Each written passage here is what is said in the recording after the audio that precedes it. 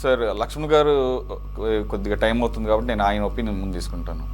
లక్ష్మణ్ గారు, ఉప్పలక్ష్మణ్ గారు, యాక్చువల్గా ఇది ఫస్ట్ జరిగినప్పుడు నేను పెద్దగా నేను పర్సనల్గా పెద్ద తీసుకోలేదు. ఎందుకంటే సీరియస్గా యాక్సిడెంట్స్ అనేది జరుగుతూనే ఉంటాయి, ఇదేం కొత్త కాదు. ఒక్కొక్కసారి అనుకోకుండా, ఒక్కొక్కసారి మితిమీరిన వేగంతో, ఒక్కొక్కసారి టైం బాగోక అనేక కారణాల వల్ల జరుగుతూ ఉంటాయి. ఒక్కొక్క సందర్భంలో గాయాలతో బయటపడతారు, ఒక్కొక్క సందర్భంలో తగలరాని చోట తగిలితే చనిపోతారు, లేకపోతే అవతల వ్యక్తి వయస్సు రీత్యా లేకపోతే ఆరోగ్యాల రీత్యా కూడా చనిపోతుంటారు. మొత్తానికి ఒక అభాగ్యుడు చనిపోయాడు, చాలా పేద కుటుంబం, ఒక గొర్రెల కాపరి. ఇప్పుడు వారి కుటుంబ పరిస్థితులు కూడా బయటకు వస్తున్నాయి.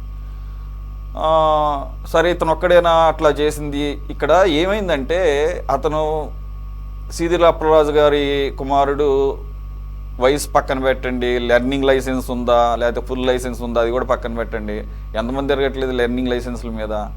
అలాగని ఒప్పుకుందామా అంటే చట్టం నువ్వు ఏ పని చేయనంత వరకు, యాక్సిడెంట్లో దొరకనంత వరకు ఇబ్బంది లేదు. కానీ యాక్సిడెంట్ చేసినప్పుడు చట్టం మరి ఇవన్నీ కూడా చూస్తుంది.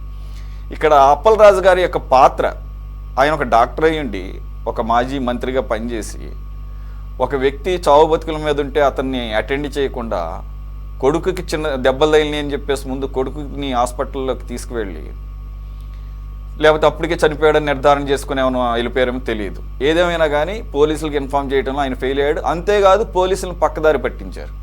వేరే తన అనుచరుడి కుమారుడిని ఇతని ప్లేస్లో ప్రవేశపెట్టి అతనే యాక్సిడెంట్ చేశాడు అన్నట్టుగా. దట్ ఈస్ ద ఫస్ట్ చట్టవిరుద్ధంగా చేసిన ఫస్ట్ థింగ్ ఈ యాక్సిడెంట్లో. ఎవరు? సీదిరి అప్పలరాజు గారు. చిన్న కుర్రాడు ఎవడని చేశాడంటే అర్థం ఉంది. అక్కడితో ఒక పక్కన విమర్శలు వస్తుంటే అయినా తగ్గల. ఈరోజు సరే, మొత్తానికి తర్వాత నువ్వు తప్పు తెలుసుకున్నావు, మీ పిల్లవాడిని పోలీస్ స్టేషన్కి అప్పగించావు, ఎప్పుడైతే సీసీటీవీ ఫుటేజ్ అక్కడ ప్రత్యక్ష సాక్షులు వీళ్ళంతా చెప్పారో తప్పదని చెప్పి తీసుకెళ్ళి అప్పగించావు. అప్పగించినప్పుడైనా కానీ చట్టానికి వదిలేయాలి.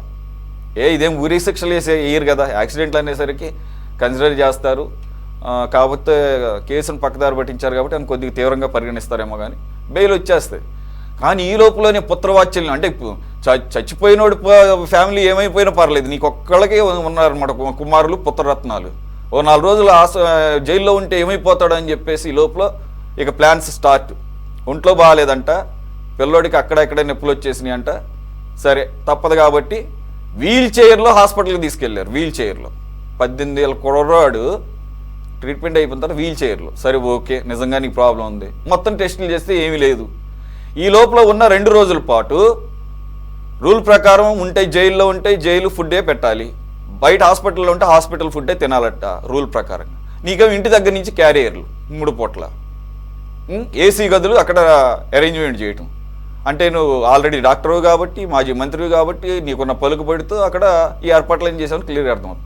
ఎప్పుడైతే మీడియా దీని మీద దృష్టి పెట్టి మొత్తం మళ్ళీ వ్యవహారాలను బయటకు వస్తున్నాయి, ఒక్కసారిగా మళ్ళీ పోలీసులను అక్కడ ఉన్నటువంటి సరే, ఇక్కడ కూడా టోటల్గా మొత్తం ఫెయిల్యూర్గానే కనపడుతుంది. మొదటి నుంచి పోలీసుల తీరు అనుమానంగానే ఉంది. అలాగే వైద్యాధికారులు అక్కడ హాస్పిటల్లో ఉన్న సిబ్బంది వ్యవహారం కూడా అలాగే ఉంది. ఏసీ గదులు, విఐపి రూములు రెడీ చేయటాలు.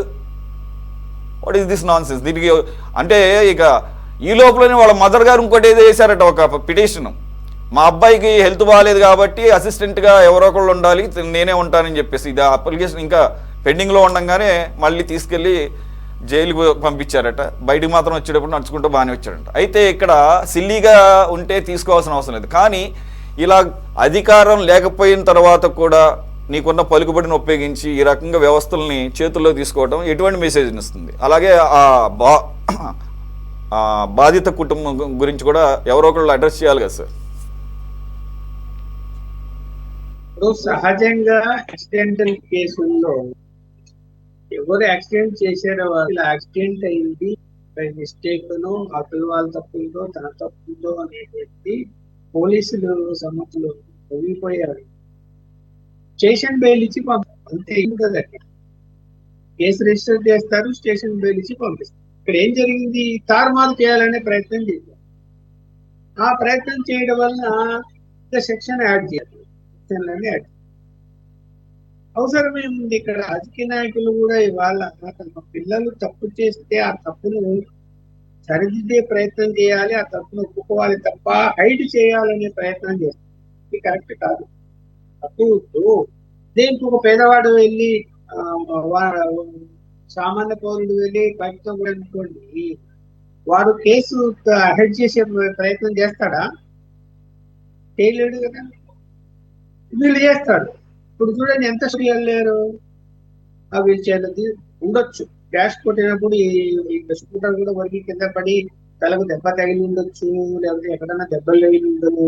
పారిపోవాల్సిన అవసరం ఏముంది?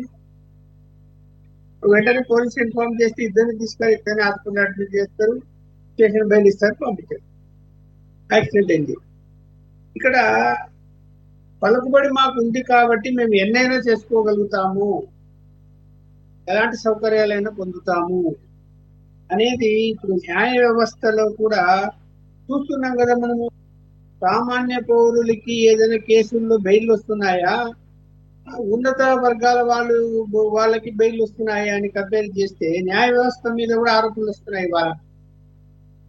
వాళ్ళని అసలు ఎటువంటి కేసుల్లో వెంటనే బెయిల్ చేస్తున్నారు?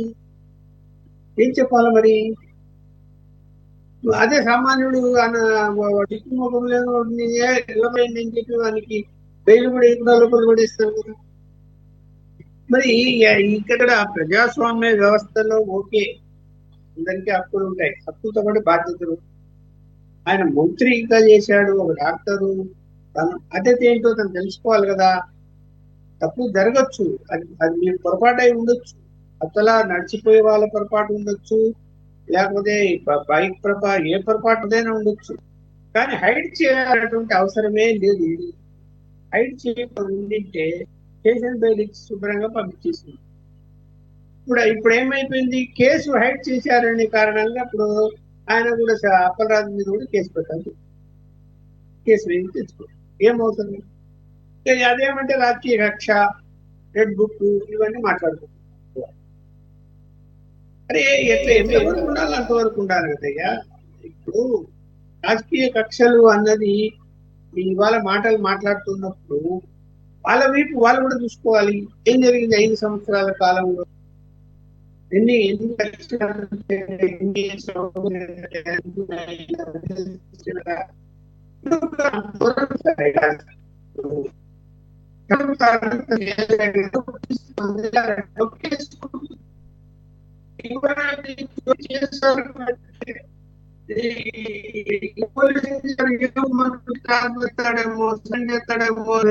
వాడకపోతే నా పరిస్థితి ఏంటి? వాడు ఏం చేయాలని చేస్తాడు, ఎన్ని తప్పులు చేయాలి ఎన్ని తప్పులు చేయాలి.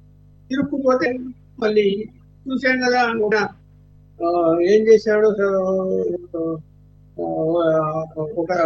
సరే తప్పులు చేసిన కొట్టి వాడు చచ్చిపోతే దాన్ని హైట్ చేయబోయి ఆయన చేయబోయాడు. అలా అవసరం. అలాంటి పోలీసు కూడా ఏంటంటే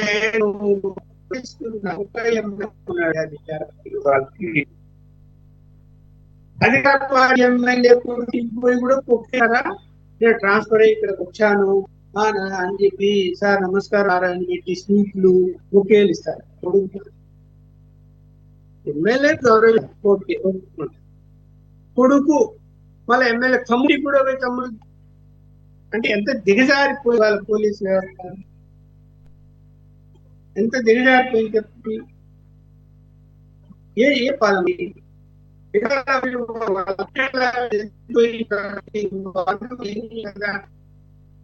వాడు ఎందుకు పోయిపోతున్నాడు రాజకీయ నాయకులు అంటే ఏం చేస్తారు? ఎస్ లక్ష్మణ్ గారు.